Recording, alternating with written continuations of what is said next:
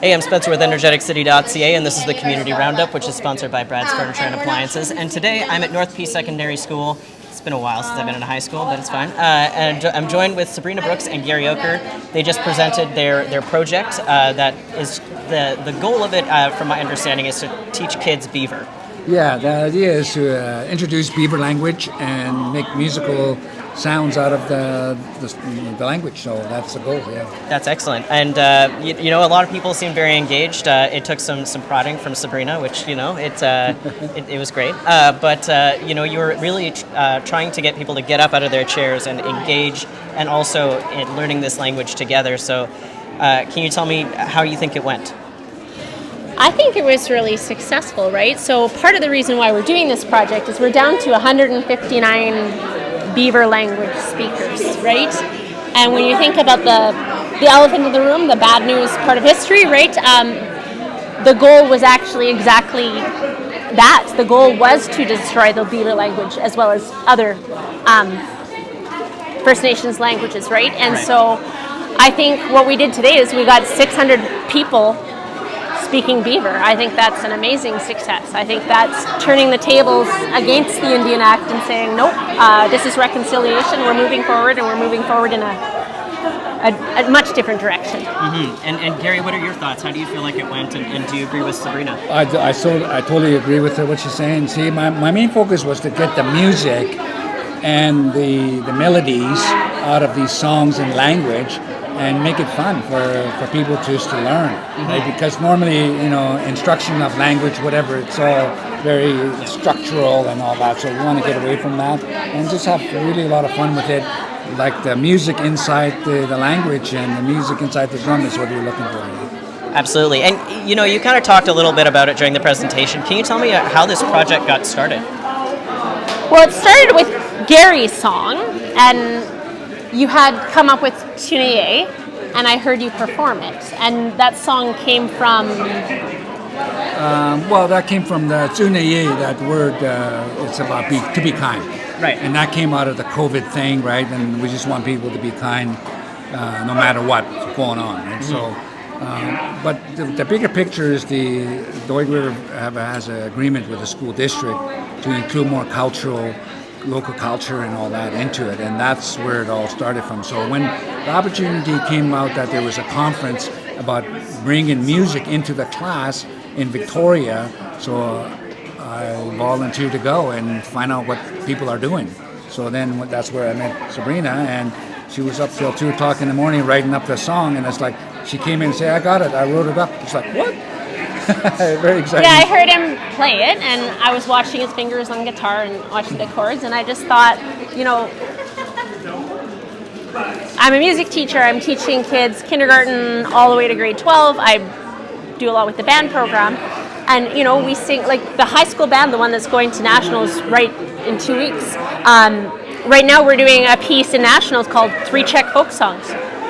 Well, why can't we do 3 Beaver folk songs one day, right? And I realized that I could take his songs, I could take his music, and I could start writing it. And so over the last year, not every song I'm doing, but I've started to incorporate his songs into what I'm teaching for music K to 12. And my kids are still learning to read notes and play ukuleles and play flutes and clarinets and all those things. But they're also learning your culture, your songs, your language. And what does that mean to you, as a counselor with Doig River First Nation, to know that, like Sabrina pointed out in the presentation, that, you essentially increased the, 159 to possibly, 600 or more than 600. How does that feel? Well, it makes my heart happy that we can be able to showcase some of the beautiful things that's inside the language, and why is it important to preserve the language, why is it important to express it, right? So because inside languages is our intellectual, thousands of years of histories and knowledge, and if we don't do anything, it's going to die and it's going to be just history. So my goal is, as counselor, is to, as part of my portfolio, is cultural heritage development and outreach program, meaning working with the school district and the school teachers to bring in language and music. Absolutely. And Sabrina, during the presentation, you started talking about reconciliation and emotional baggage, and you brought up a really good point about how, as a white woman, you kind of have the privilege to say, "This makes me uncomfortable. I'm not going to do it." And can you you said it a lot better than I did. Could you? Would you mind repeating that just for the folks at home? Yeah. Again, someone much more eloquent than me is sort of who said it, but I remember being at that conference in Victoria, and it was an Indigenous person, but you know what she said that really struck me is she made eye contact right with everyone, and she said, "You know what? We're tired. We're tired of being the ones to always tell the story. We're tired of the ones to always, we need, because I'm as white as they come. I got no Indigenous blood. Because really, when you think about it in terms of children and on a playground, not that it's that simple, but you think about the bullies and the victims, right? Where else in the world, when there's a bully on the playground, do you make the victim do all the work and all the heavy lifting of understanding what happened, right? Not that anything that happened is my fault. All this happened before I was born. Mm-hmm. But just the talk of the emotional baggage, and I realized, I have a responsibility here, right? To lessen the emotional labor of Indigenous people. I think all of us non-Indigenous people have that responsibility, mm-hmm. because, there are some things, I'm going to pronounce it wrong, I need help. I can't speak for, but I can speak with, and I can speak alongside, and I can take his songs and use his songs with my kids, and it's opened up a lot of conversations in my classroom that's of some difficult concepts, right? Even my own son, right? Where I'm explaining, well, why is this important? Well, there's only 159 people left. Why are there only 159 people left? Well, because people were trying to get rid of the language. Mm-hmm. And then my son's like, well, why didn't they call the cops? Well, the cops were the ones doing this, right? Not all, but... No. Yeah, so I think the main thing about this context around it is to introduce not the victim mentality about what happened, because we hear a lot of that, and okay, what are we going to do about it? Right. So this is now the opportunity to bring in music, mm-hmm. and write it up so that you heard the melodies, even on the piano and the big band sound. Yep. It sounded so beautiful. It is awesome melodies, and it lifts people up, and I think that's the main goal, is to lift people up and be happy about it. Absolutely. And I think my goal, 10 years from now, is we keep doing this, right? Yeah. And next time we send a band to nationals, I want them playing traditional Fort St. John, Dene's music, right? Why not? Mm-hmm. Why not? Yeah. Right. That would be very, very happy for us to hear that. Absolutely. And then even hear a lot of the teachers, they've never heard. You can hear the words, but what's the music behind it? And when you put all the musical scores behind it, it sounds unbelievable. Absolutely.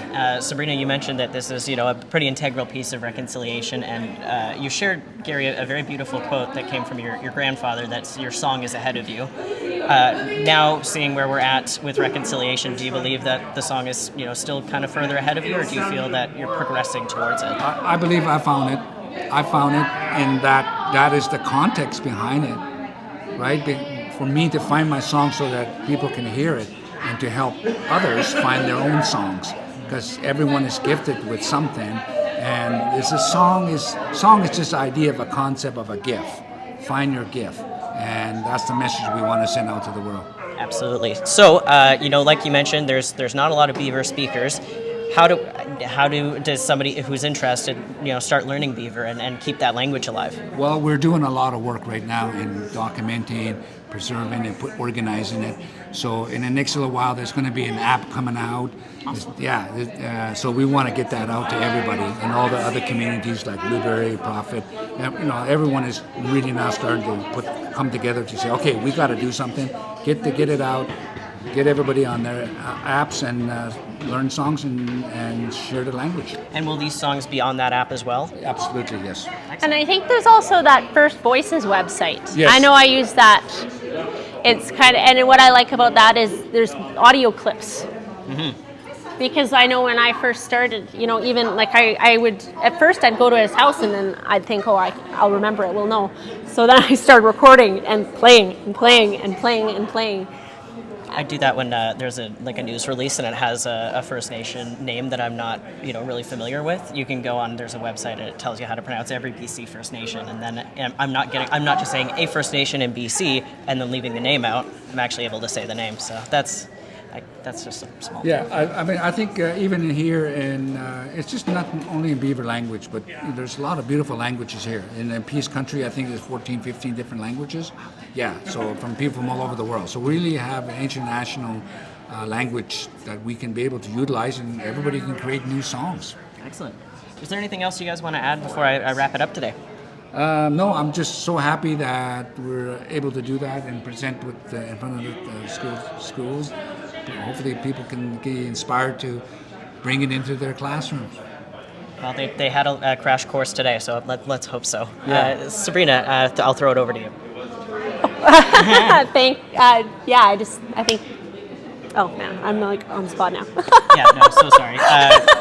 Well, if there's nothing else you want to add before we let you go, I guess if they're really itching to hear those songs before the app comes out, is there a way that the public can kind of find them and listen to them? I think for now, contacting us. The interesting thing is what you're seeing is not a finished product. Like our presentation was very much about process, right? I mean, we still need to be going through and having. I have spelling errors. I'm missing accents, like on those slides and stuff that I showed for the teachers. Not everything was spelled right. But I think that was also the message too, is that we're learning. This is a process. The school districts agreed I'm going to be going into schools to teach the songs. That's awesome. And Gary's hooked up, Rick Leaf has been starting, the idea is that we're going to eventually produce these songs and have a finished product. Yes, that's the goal, to produce it in probably third week of June. They're coming back to have a recording studio. Excellent. And I want to kind of organize a group like what we had today to really have it so that when she's going to classes, she's going to leave it for the teachers and people to continue listening to it. And that's what we're building now, just toolkits. That's awesome. Yeah. All right. Well, thank you guys so much. I know it was really hot in that gym, and you've just been performing for an hour and a half. So I really appreciate you taking the time today and chatting with me about this great project. Thank you so much. Thank you, Spencer. Ucho asanala. Ucho asanala. Ucho asanala. You did me good. Awesome. All right. Well, this has been the Community Roundup. We've kind of slowly been kind of migrating out of camera frame, but that's okay. Thank you so much for watching. This is the Community Roundup, which is sponsored by Brad's Furniture and Appliances. I'm Spencer with Energeticcity.ca. And again, thank you so much for watching. Bye-bye.